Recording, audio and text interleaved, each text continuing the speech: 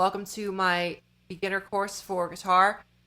This is going to be a video about learning a really great first song if you've never played a song before, or even if you have played one before. This is a great one to learn if you're still starting out.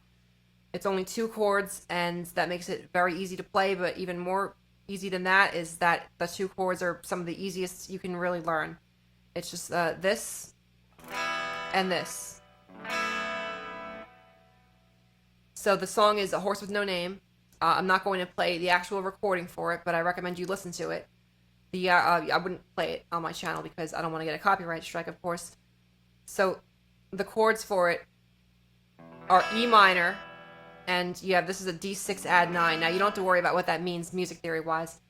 You don't have to worry about what E minor means music theory wise, because at the end of the day, it's easier to play than it is to understand how it works as far as music theory. I can explain in a future video about how to break down the names of chords and understand what all that's about. So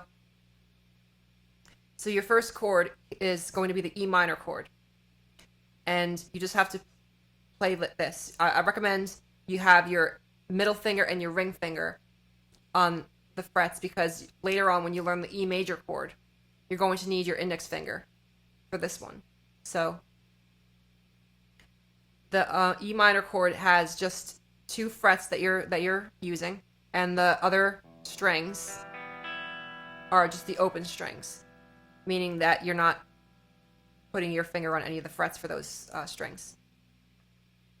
So now when you first learn a new chord, I recommend you play each note individually, one at a time, like this.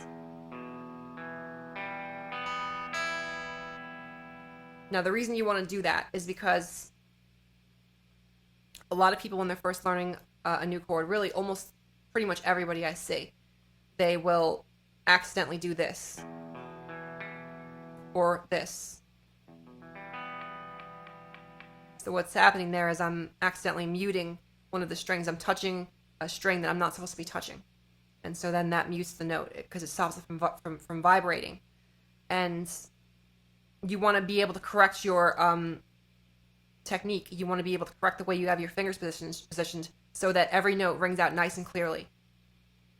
You also need to be holding down nice and tight on the notes that you are fretting.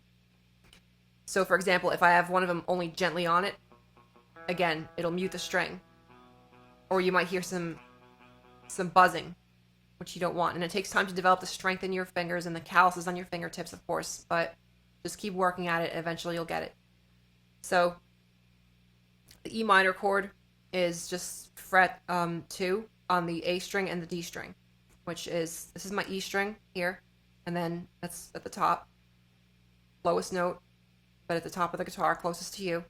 And then you have the A string and the D string right below, and you're going to put I'm going to put my middle finger on the A string 2nd fret and my ring finger on the D string 2nd fret.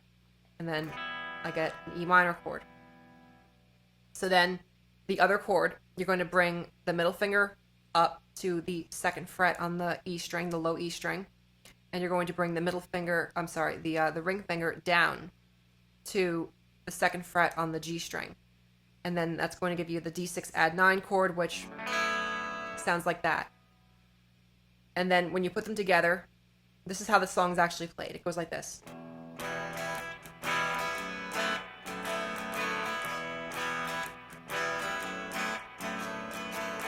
And it's just like that for the entire song. There's a little guitar solo in there, but you don't have to worry about that. At least, when you're first starting out, don't worry about it.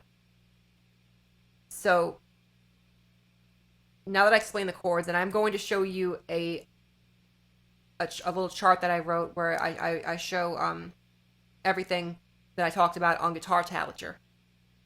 And I also wrote down some information about the strumming pattern, which I'm going to get into now. So the strumming pattern, now when you first learn this, you can play this your own way to some degree, but most people I work with, they want to learn the exact strumming pattern that's going on in the recording, because they just want that information. They want to be able to interpret that.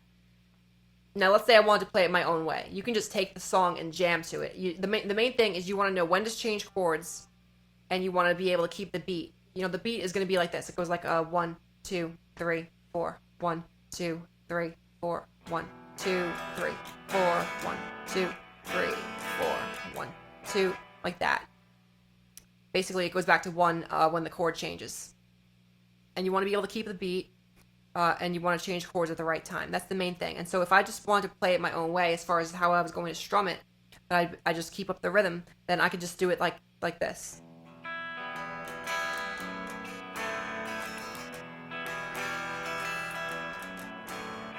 And there's a lot you can learn just from doing that, and it's fun. It's really good for your creativity and just for your ability to figure out strum patterns on your own without having a specific rule that you need to follow. But anyway, so now here's the actual strum pattern for anybody who wants to learn it exactly as it's being played in the recording. So for the first chord, I'm going to tell you first, if you just strum the first 3, let's say 2 or 3 or 4 notes out of the 6 notes in the chord, then I'm going to call that a half strum, half down strum. But just to abbreviate it, I'm going to call it a half strum, okay? So now this chord, you're going to play it like this. You're going to go half and then down, up. And when I say down or up, I mean the full chord, all 6 strings. So you're going to go half, down, up, and then you're going to go half, half, down, up. Now, on the half, down, up, on the 2 halves in that, technically, like, they're being sort of palm muted. You can play them where you palm mute them, but if you're just starting out, I'm going to say don't worry about that yet, because palm muting takes a little time to get really used to. But you might hear, like, when I do it, I go like this. See, that's palm muting it. But you can also just play it for now, like that. So the strumming pattern for the first chord goes half, down, up, half, half, down, up. And that's it. And then you switch chords. So on the second chord, now you need to know a technique that I'm going to call a mute, where you just put your hand on the strings, watch, and you just stop the strings from vibrating, and that stops the notes. So for the second chord, you're going to go like this. You're going to go half, down, mute. And then you're going to go down, up, down. And that's it. Again, so half, down, mute, down, up, down. Of course, you need to eventually start to figure out how to get the swing in there, the rhythm, which is going to be like that. And that takes some people some time to get used to. But just try playing along with the recording. You can slow it down if you need to at first. Really want to get that song stuck in your head. I think, listen to it as much as you need to, so you can just think about it and you just remember what it's supposed to sound like, and you just try to imitate that sound.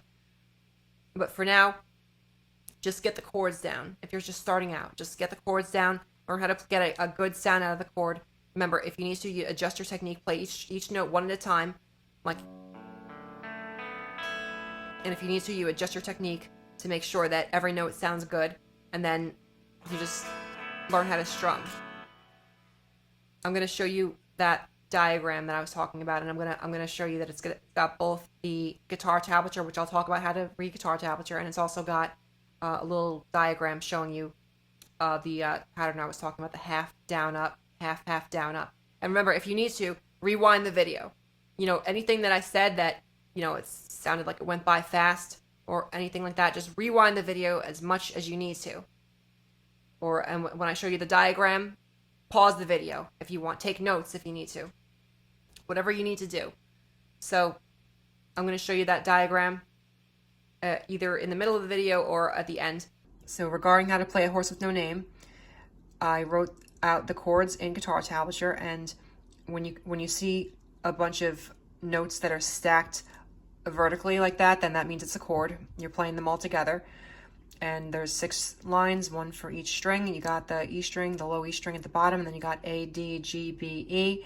And you can see in green, I wrote the E minor chord, the first chord in the song, and I wrote the open strings are 0, and then meaning you don't have to put any fingers down, and then you have your fingers on fret 2 on the A string and the D string, and in the video I had my middle finger on fret 2 on the A string, and then my ring finger was on fret 2 on the D string. And then you can see for the D6 add 9 chord, it's same where there's a bunch of strings that are just 0, meaning open strings.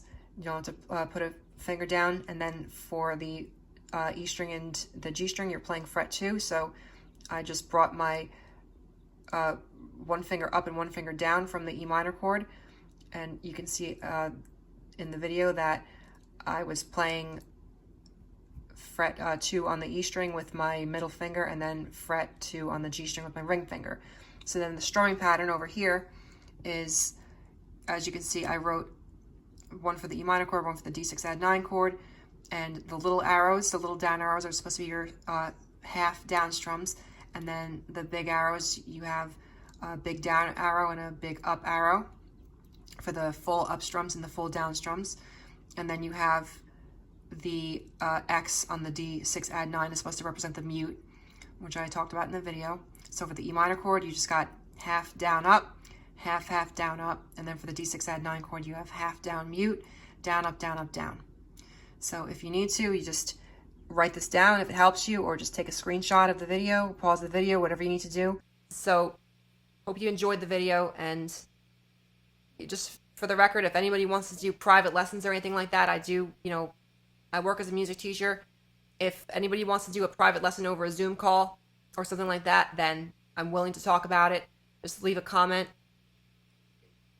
To be fair, seeing a video is definitely helpful, I think, but there's a lot that I could say to you that would be more, catered to your needs if it were a one-on-one lesson. So I'm going to do the best I can, though, with these just free lessons, free tutorials and stuff. So I hope you enjoyed the video. I hope it teaches you something, and I hope that you feel like, you're learning, and I hope that your guitar playing goes as far as you dream of it going. So please stick around if you're enjoying these, and I'll see you in the next one.